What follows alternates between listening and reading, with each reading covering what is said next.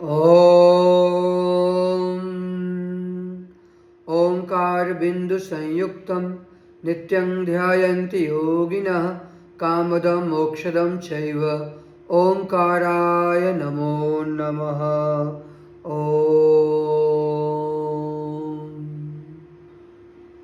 ओंकार स्वरूप माँ पराम्बा, माँ परमेश्वरी, माँ भगवती, माँ आशुतोषाम्बरी एवं परमपिता परमेश्वर के पावन चरणों में जय घोष अर्पित करेंगे। बोलिए माँ आशुतोषाम्बरी जी की जय, सर्वश्री आशुतोष भगवान की जय, सर्वश्री बाबा जी महाराज की जय, सद्गुरुदेव भगवान की जय, सच्चे दरबार की जय। आदरणीय भगवत प्रेमियों, गत स्थायिका में हमने श्रवण किया भगवान कृष्ण गीता के दूसरे अध्याय के 13वें मंत्र में कहते हैं, देहिनो अस्मिन् यथा देहे कौमारम यौवनम जरा तथा देहांतर प्राप्तिस धीरज तत्र न मोह्यते। भगवान कहते हैं, हे अर्जुन, जैसे जीवात्मा की इस देह में बालकपन, जवानी और वृद्धावस्था होती है, वैसे ही अन्य शरीर की प्राप्ति होती है। भगवत प्रेमियों, भगवान ने यहाँ पर एक बात कही कि जिस प्रकार से जीवात्मा, यानी इस शरीर में जब तक जीवात्मा रहता है तभी तक यह शरीर बालकपन, युवावस्था, वृद्धावस्था तक की यात्रा तय करता है।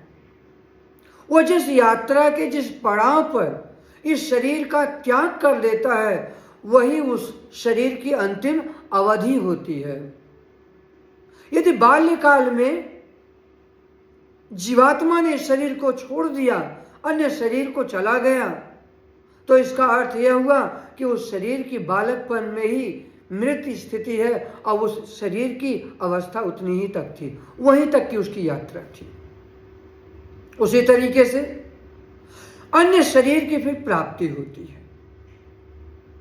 जिस शरीर को जिस पड़ाव पर वह जीवात्मा छोड़ता है और छोड़ने के उपरांत अन्य शरीर की तरफ गमन कर जाता है, वह दूसरे शरीर में जाकर पुनः नए कार्यों को आरंभ कर देता है। पूर्व वासना के अनुसार वह जीवन यापन करता है।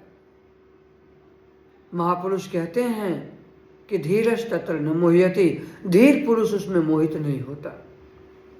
जो विवेकी है, जो ज्ञानवान है, वह मोह शोक दोनों से ऊपर होता है। भगवान ने गीता के दूसरे अध्याय के 14वें मंत्र में कहा कि हे कुंती नंदन, मात्रा स्पर्शास्तु कौन्तेय शीतोष्ण सुख दुखदाह आगमा पायनो अनित्यास तांश तितिक्षस्व भारत। मात्रा स्पर्शास्तु कौन्तेय, हे कुंती पुत्र, सर्दी, गर्मी और सुख दुख देने वाले इंद्रिय और विषयों के संयोग तो उत्पत्ति और विनाशशील हैं, यह अनित्य हैं, इसलिए इनको सहन करो। मनुष्य को, मानव मात्र को भगवान संदेश दे रहे हैं कि यदि सर्दी है तो जहां तक संघर्ष हो सके उस संघर्ष को करते हुए मनुष्य उस शरद ऋतु को सहन करता है और उसको सहता है। यदि ग्रीष्म काल है, गर्मी है, तो उसको भी वह सहन करता है। भगवान कहते हैं कि सुख दुख देने वाले इंद्रिय और विषयों के संयोग, इनकी अनुभूति इंद्रिय और विषयों के संयोग से होती है। इसकी अनुभूति सर्दी है, गर्मी है, सुख है, दुख है, इसकी अनुभूति इंद्रियों के द्वारा होता है। यदि आप उस इंद्रियों को अपने वश में कर लेंगे, जीत लेंगे उस इंद्रियों को, तो आपको यह दुख व्यापेगा नहीं, इससे आप पीड़ित नहीं होंगे। आप इससे आप बड़ी सहजता के साथ निकल जाएंगे। जैसे कोई व्यक्ति है जिसको अत्यधिक गर्मी लगती है, वह व्यक्ति यदि ग्रीष्म काल में उसी गर्मी को सहन करने की आदत डालना शुरू करता है तो एक बार धीरे धीरे वह अभ्यस्त हो जाता है। शनै शनै उसे गर्मी लगना कम हो जाती है, क्योंकि वह अपनी उस प्रवृत्ति से, जिसके कारण उसको गर्मी लग रही थी, उस प्रवृत्ति से वह विजय प्राप्त कर लेता है। उसी प्रकार से ठंड, जो सर्दी है, उससे भी, क्योंकि ये इंद्रियों के संयोग से होने वाले सुख दुख है, इसलिए यह उत्पत्ति और विनाशशील है। अपनी ऊर्जा को, अपनी शक्ति सामर्थ्य को इस दिशा में क्यों लगाना? इसके लिए इतना चिंतित क्यों होना? जैसे आज भौतिकवादी मनुष्य है, उसे सर्दी से बचाव के लिए संपूर्ण संसाधन चाहिए, गर्मी है तो उससे भी बचाव के लिए संपूर्ण संसाधनों की वह व्यवस्था करता है। किंतु ये जो संसाधन हैं, इनकी अपनी एक सीमा है। ये मानव को बाहर से, बाह्य रूप से वह उसको कुछ समय के लिए सुख तो दे सकते हैं, किंतु शाश्वत सुख यहां पर नहीं प्राप्त होगा। यदि वो पूरी तरीके से उस सुख से भोगता रहे और उससे सुख प्राप्त होता रहे, यह संभव नहीं है, क्योंकि भौतिक संसाधन है। भगवान ने कहा, अर्जुन इनको तुम सहन करो। तांश तितिक्षस्व भारत। भगवान ने अर्जुन को संबोधन दिया भारत। सूत्र है यह एक। बाबा आशुतोषांबर महाराज जी प्रायः इस बात को कहा करते हैं कि भा मतलब होता है प्रकाश, रत मतलब स्थित। जब आप प्रकाश में रत हो जाएंगे, स्थित हो जाएंगे, तब जाकर के आपके अंदर सहने की प्रवृत्ति आएगी, उससे पहले नहीं। एक व्यक्ति है जो बहुत अत्यधिक सोता है, हम उसे यह कितनी भी नसीहतें देते रहें कि आपको निद्रा पर विजय प्राप्त करना चाहिए, वो सुनने से नहीं वो कर पाएगा।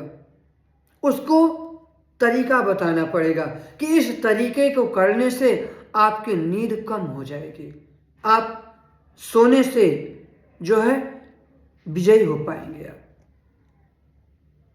यदि कोई व्यक्ति बहुत ज्यादा भोगी है तो भोगों को भोगना, उसको भोगने से उसकी वो प्रवृत्ति समाप्त नहीं होगी, क्योंकि कहा भी गया है कि भोगो न भोक्ता वह में भोगता है।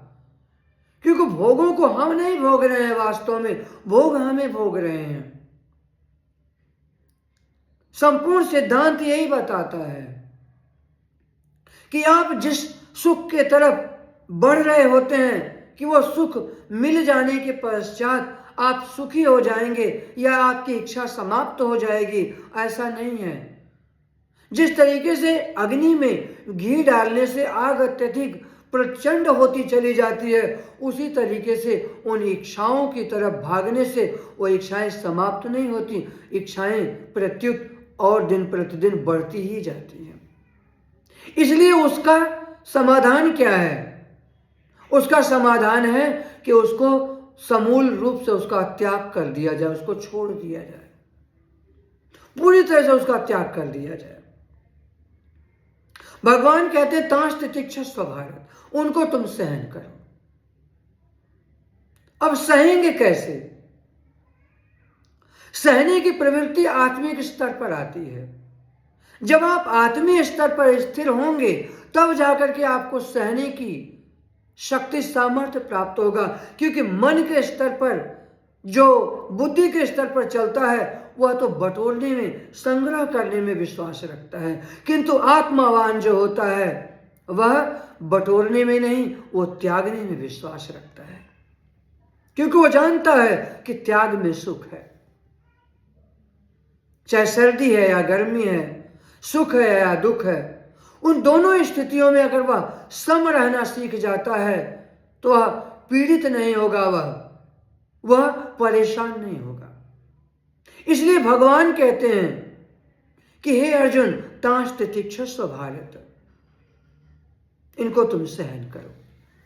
और जब इसको सहन करने लग जाओगे तो तुम्हें सत्य का बोध होगा, और सत्य का बोध आत्म स्तर पर ही होता है। भगवान आगे कहते हैं, यम ही न व्यथयन्ते ते पुरुषम पुरुषर्षभ सम दुख सुखम धीरम स्वमृतत्वाय कल्पते। क्योंकि हे पुरुष श्रेष्ठ, सुख दुख को समान समझने वाले जिस धीर पुरुष को ये इंद्रिय और विषयों के संयोग व्याकुल नहीं करते, वह मोक्ष के योग्य होता है। यदि आप सुख में हर्षित नहीं हैं, आनंदित नहीं हैं, और दुख से अगर आप विचलित नहीं हैं, तो निश्चित रूप से आप धीर पुरुषों की श्रेणी में हैं। भगवान कहते हैं कि वह पुरुष श्रेष्ठ है जो सुख दुख दोनों स्थितियों में समान रहता है। और समान कौन रहता है? जो धीर है। और धीर कौन है? जो आत्मावान है, जो आत्मज्ञ है। जो आत्मावान है, आत्मज्ञ है, वह धीर पुरुष होता है। क्योंकि ये धीरता, जो धैर्य है, ये आत्मिक स्तर पर आते हैं। मनुस्मृति में मनु महाराज कहते हैं कि धृति क्षमा दमोस्तयम शौचम इंद्रिय निग्रह धीर विद्या सत्यम अक्रोध दशकम धर्म लक्षणम। धर्म के 10 लक्षण हैं। जो कोई आत्मा को जान लेता है तो उसमें सबसे पहला लक्षण धीर अर्थात धैर्य ही आता है। पहला लक्षण है, वह अधीर नहीं होता।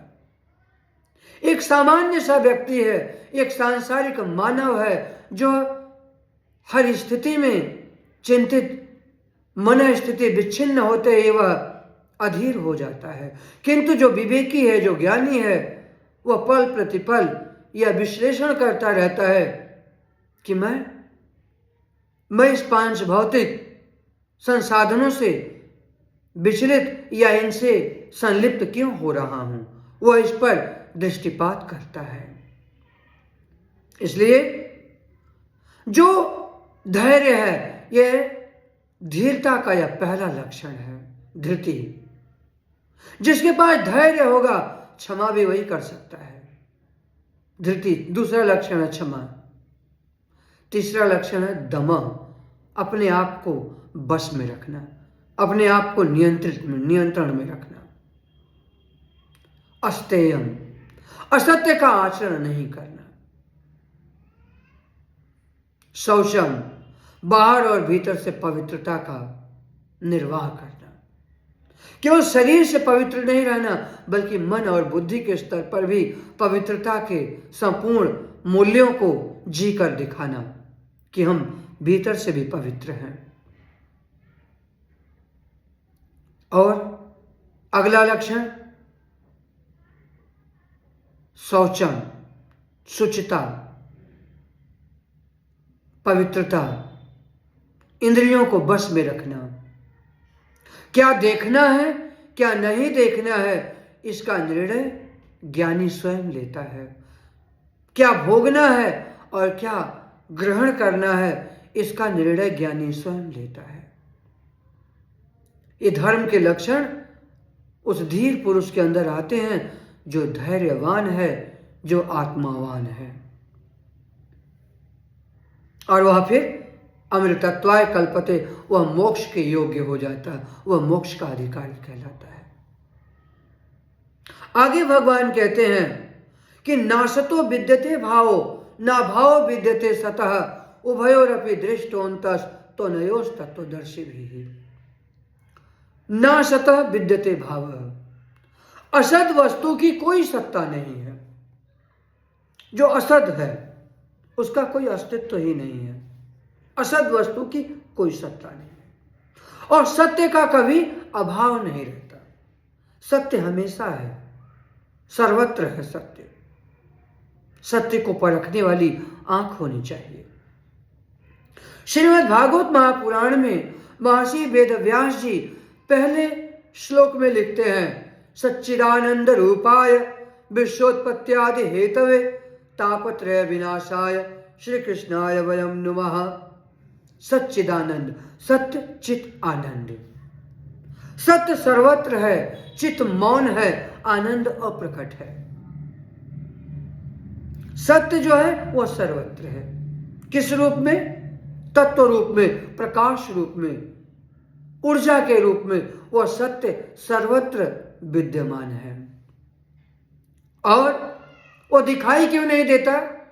क्योंकि चित्त बीच में है। जब तक उस चित्त का भेदन नहीं होगा तब तक सत्य आपको परिलक्षित नहीं होने वाला है। और जब तक चित्त का भेदन नहीं होगा तब तक आनंद जो है वह अप्रकट ही रहेगा, वह प्रकट नहीं हो सकता। महर्षि वेदव्यास जी कहते हैं बात। उसी बात को भगवान कृष्ण ने गीता में कहा कि नासतो विद्यते भाव, असत वस्तु की कोई सत्ता नहीं है और सत्य का कभी अभाव नहीं रहता। जो असत्य है उसका कोई अस्तित्व नहीं है। ये संसार संसरति संसार है जो निरंतर बदल रहा है, परिवर्तित हो रहा है। इस संसार की हर वस्तु आज है, कल किसी और रूप में होगी, अंततोगत्वा परिणामतः वह नष्ट हो जाएगी। पुनः उसके स्थान पर अन्य वस्तु का सृजन होगा, निर्माण होगा। यह सनातन इस सृष्टि का यह नियम है। इसलिए जो सत्य है, जो सर्वत्र है, उसका अनुसंधान करो, उसकी खोज करो, उसको प्राप्त करो। वह प्राप्त करने योग्य वह है। जो सत्य है वह प्राप्त करने योग्य, जो सर्वत्र है। किंतु वह परिलक्षित कब होगा? जब तक इस हृदय ग्रंथि का भेदन नहीं होगा। विद्यते हृदय ग्रंथि छिद्यन्ते सर्व संशया। जब इस हृदय की ग्रंथि का भेदन होता है तो जाकर के सारे संशय क्षीण होते हैं, तब जाकर के संपूर्ण संशय समाप्त होते हैं। और जब संशय, दुविधा, द्वंद्व, विकार, विकृति, वैमनस्य ये सब क्षीण होता है, समाप्त होता है, तब जाकर के वह सत्य परिलक्षित होता है, सत्य दृष्टिगोचर होता है। तब जाकर के जब सत्य मिलेगा तब जाकर के आनंद प्रकट होगा, क्योंकि आनंद तो अप्रकट है। जिसको मनुष्य भोग रहा है, जिस हंसी में, जिस आनंद को अपना आनंद बनाता है, जिस प्रेम को अप्रेम समझता है, इसको विषय आनंद, विषय सुख कहा गया है। यह सत्य नहीं है यह, क्योंकि आनंद तो हमेशा एक रूप में रहता है। आत्मा का जो आनंद है वो एक रस, एक रूप में, एक समान हमेशा रहता है। किंतु जिसको हम सुख मान रहे हैं, जिसमें हम आनंद समझ रहे हैं, उसी में तो विश्व मिश्रित है। तभी तो न जाने कौन से पल आप हर्षित होते हैं तो कौन से पल उसी के कारण आप दुखी भी हो जाते हैं। भगवान कहते हैं कि नासतो विद्यते भावो ना भाव विद्यते सतः। असत वस्तु का कोई सत्ता नहीं है और सत्य का कभी अभाव नहीं रहता। कैसे? उभयोरपि दृष्टः, इन दोनों को देखा गया है। किसने देखा? उभयोरपि दृष्टः अंतःदृष्टः तत्वदर्शिभिः। इन दोनों को तत्वदर्शियों ने अंतर गहराई में जाकर के देखा है, बाहर दुनिया में नहीं, क्योंकि दुनिया में मिलने वाली चीज नहीं है। इसलिए महापुरुष कहते हैं कि इन दोनों को तत्वदर्शियों ने अपने भीतर जगत में जाकर के, यहां इस जगह से, यह हृदय ग्रंथि है, यहां से भीतर प्रवेश करना होता है। और यह तत्वदर्शियों का मार्ग है, सामान्य जन का मार्ग नहीं है। सामान्य मानव इसके बारे में जान ही नहीं सकता। यह तत्वदर्शियों का मार्ग है।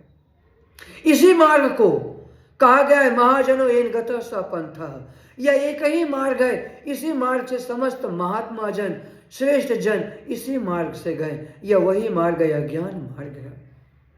इसी को ज्ञानम ज्ञेयम ज्ञान गम्यम कहा गया। यही वह ज्ञान से ज्ञेय गम्य मार्ग है, जाने योग्य मार्ग यही है। इसी से तत्वदर्शी लोगों ने यहाँ से प्रवेश किए और यहाँ से जाकर के उन्होंने अपने अंतस में उस परमात्मा वस्तु का दर्शन किया, उसका साक्षात्कार किया। इसको तत्वदर्शियों ने जाना है। इसलिए इस मार्ग को अगर प्राप्त करना चाहते हैं तो इस मार्ग को प्राप्त करने के लिए आपको तत्वदर्शी की ही शरण लेना होगा, और कोई इस मार्ग के बारे में बता ही नहीं सकता। इसको बताने वाला सिर्फ एक ही है, और वह वही है जो समय का पूर्ण श्रोत्रिय ब्रह्मनिष्ठ गुरु हैं, सदगुरु हैं।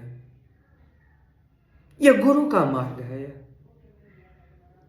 इस मार्ग से जब आप चलेंगे तब जाकर के आप सत्य तक पहुंचेंगे, और सत्य तक जो पहुंचता है वह उस रहस्य का उद्घाटन करता है कि हां, मैंने जाना, मैंने पाया।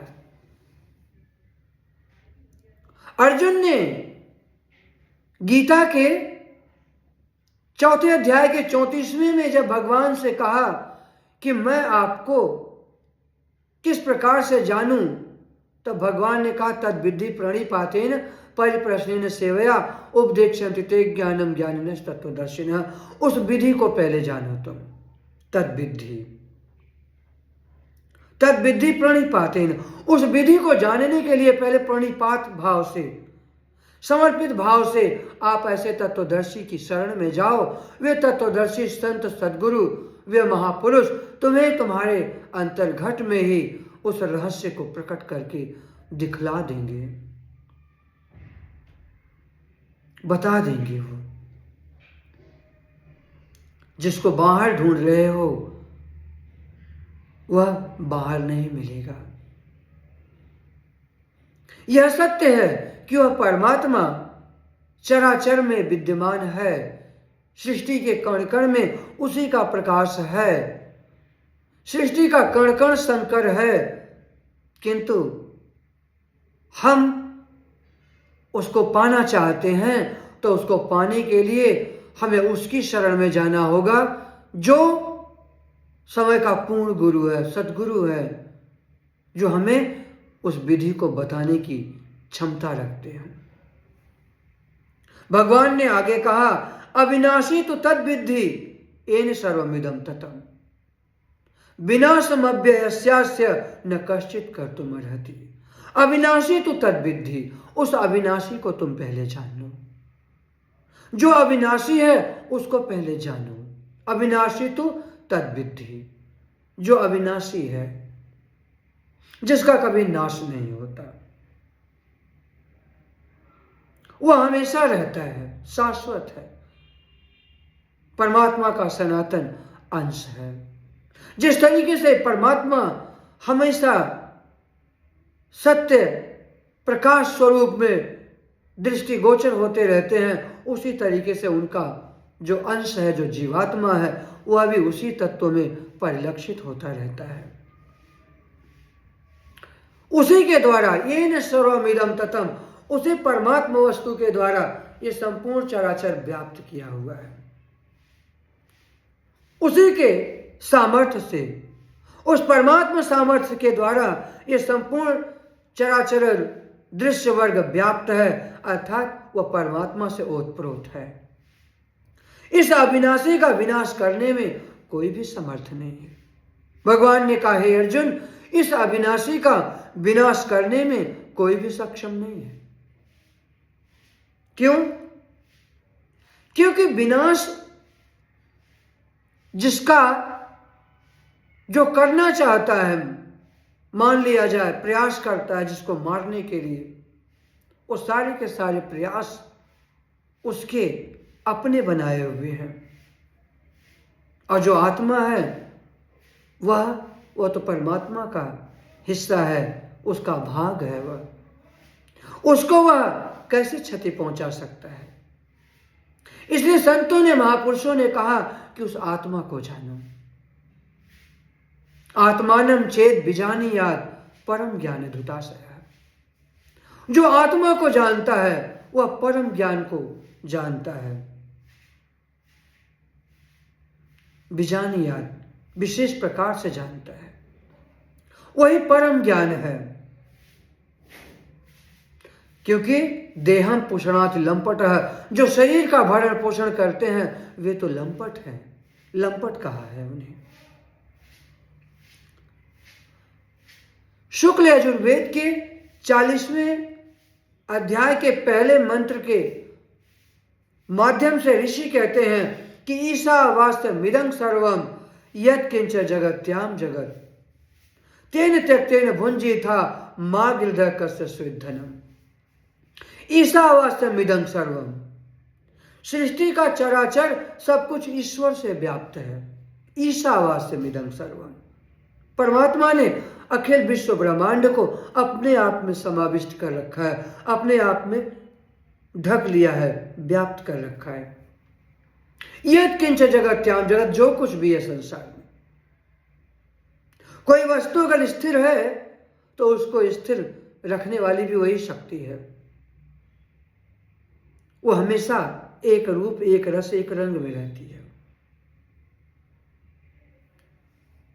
तेन त्यक्तेन भुंजीथा मा गिलधर कस्य स्विद्धनम, त्याग पूर्वक उसको भोगो। किसको भोगो? उस परमात्मा के साम्राज्य को अगर आप प्राप्त करना चाहते हैं तो भौतिक संसाधनों को त्याग पूर्वक इसका उपभोग करो। आसक्ति अगर हुई तो आप उस ईश्वर से वंचित हो जाएंगे। इसमें मां गिलधर कस्य स्विद्धनम, क्योंकि धन भोग्य पदार्थ किसी के नहीं है, यह यहीं का यहीं रह जाने वाला है। भगवान कृष्ण गीता के माध्यम से आगे कहते हैं, अंतवंत इमे देहा नित्यस्य योक्ता शरीरिणः अनाशिनो प्रमेयस्य तस्माद् युध्यस्व भारत। अर्जुन, नाश रहित अप्रमेय नित्य स्वरूप जीवात्मा के सब शरीर नाशवान कहे गए हैं। अंतवंत इमे देहा, जीवात्मा इन जिन शरीरों को, जितने शरीरों को धारण करता है, ये सब के सब शरीर नाशवान कहे गए हैं। इसलिए हे भरतवंशी अर्जुन, तुम युद्ध करो। भगवान ने कहा अर्जुन तुम युद्ध करो। युद्ध के लिए भगवान ने अर्जुन से कहा, अर्थात कि तुम कर्म किए बिना नहीं रह पाओगे, इसलिए तुम कर्म करो। भगवान कृष्ण ने इसी बात को, जिसको यहां पर युद्ध करने के लिए कहा है, भगवान ने उसी चीज को गीता के 2 अध्याय में भी और 3 अध्याय में भी कहा है कि कर्म करो, नियत कर्म करो। जो शास्त्र नियत कर्म है उन कर्मों को तुम करो, क्योंकि तुम्हारा कर्म तुम्हें बैठने देगा ही नहीं। वह जब तक कर्म अपने परिणति तक नहीं पहुंचा देता, तब तक वह कर्म आपको बैठने नहीं देगा। इसलिए महापुरुषों ने कहा कि आप विवेक के साथ विचारवान होकर उन कर्मों को करिए जो कर्म आपको अधोगति की ओर न ले जाए, आपकी दुर्गति के कारण न बने, आपको सद्गति सन्मार्ग की प्राप्ति हो, उन कर्मों को करो। आगे भगवान कहते हैं कि हे अर्जुन, येनम वेत्ति हंतारम यश्चैनम मन्यते हतम उभौ तौ न विजानीतो नायं हन्ति न हन्यते। उभौ तौ न विजानीतो, वे दोनों ही इसको नहीं जानते। कौन दोनों? येनम वेत्ति हंतारम, जो इस आत्मा को मारने वाला समझता है, यश्चैनम मन्यते हतम, और जो इसको मरा मानता है, तौ उभौ न विजानीतो, वे दोनों ही नहीं जानते हैं, दोनों ही अज्ञानी हैं। जो इस आत्मा को मरा मानता है वह तो अज्ञानी है ही, किंतु जो यह सोचता है कि मैं सक्षम हूं मारने में, वो उससे भी बड़ा अज्ञानी हुआ है। भगवान ने इस बात को कहा, येनम वेत्ति हंतारम यश्चैनम मन्यते हतम उभौ तौ न विजानीतो नायं हन्ति न हन्यते। वास्तव में यह आत्मा न किसी को मारता है, न यह किसी के द्वारा मारा जाता है। न यह किसी को मारता है, न यह किसी के द्वारा मारा जाता है, क्योंकि नाश करने वाला भी